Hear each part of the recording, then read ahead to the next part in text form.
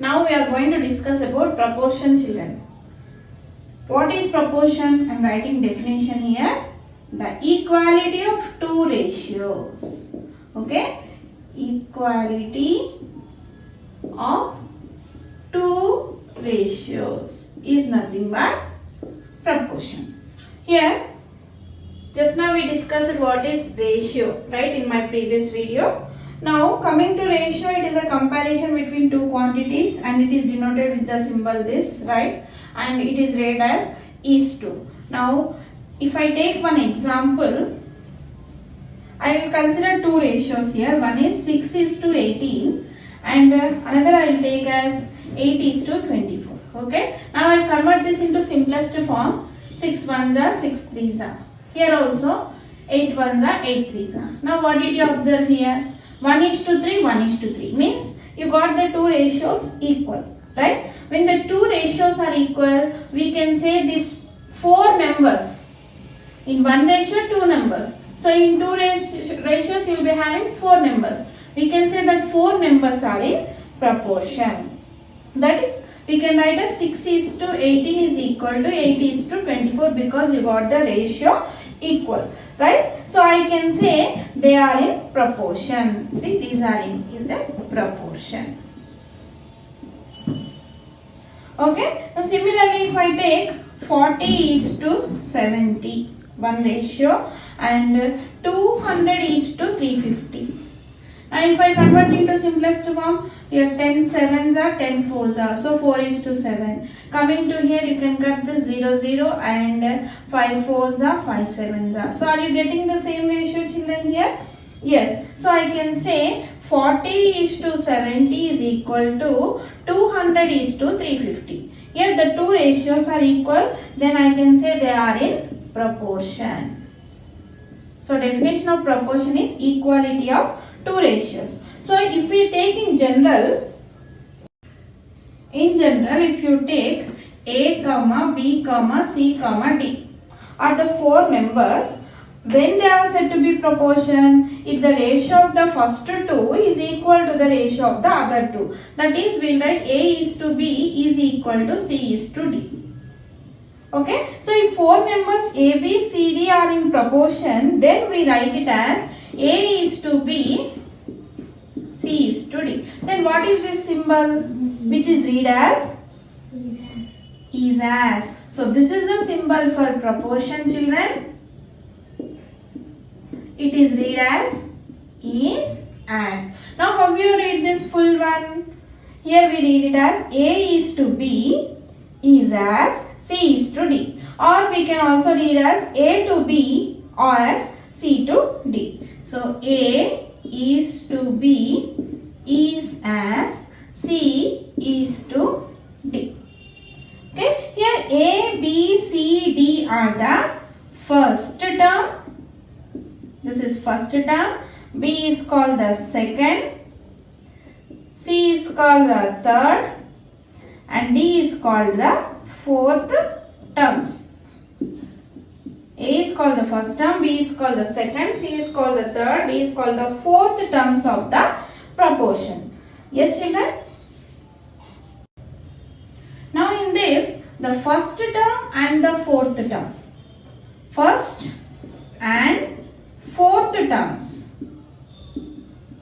are called as extremes. First and the fourth term of a proportion are called extreme terms, or simply we can call extremes.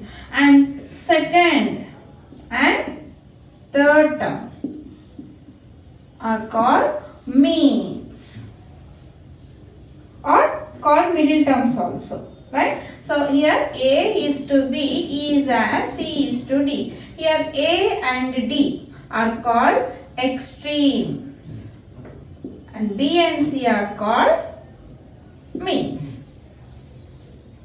Now example, just now we have taken 40 is to 70 is as 200 is to 350. Here what are these 40 and 350?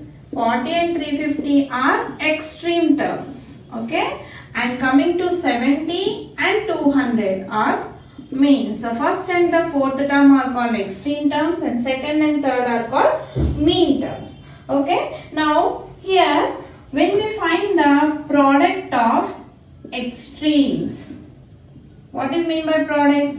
Product is nothing but multiplication. So multiplication of extremes, that is 40 into 350. When you do 40 into 350, you will get 14,000. Okay. Now find out the product of middle terms, that is nothing but product of means. What are means here? 70 into 200. So you will get 14,000.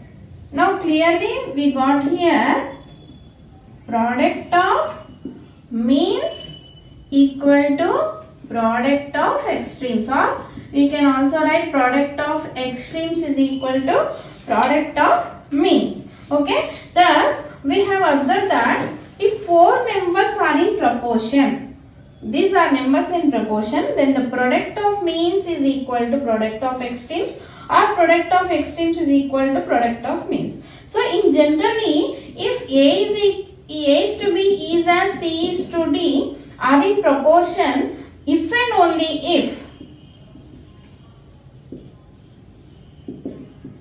product of extremes is equal to product of means. Product of extremes equal to product of means. Suppose if product of extremes is not equal to product of means, then we can clearly say that A, B, C, D are not in proportion. So there is a condition for proportion, children. If product of extremes should be product of means. Suppose if you get a question like this, are 20, 30, 60, 90 are in proportion. Right? How to do?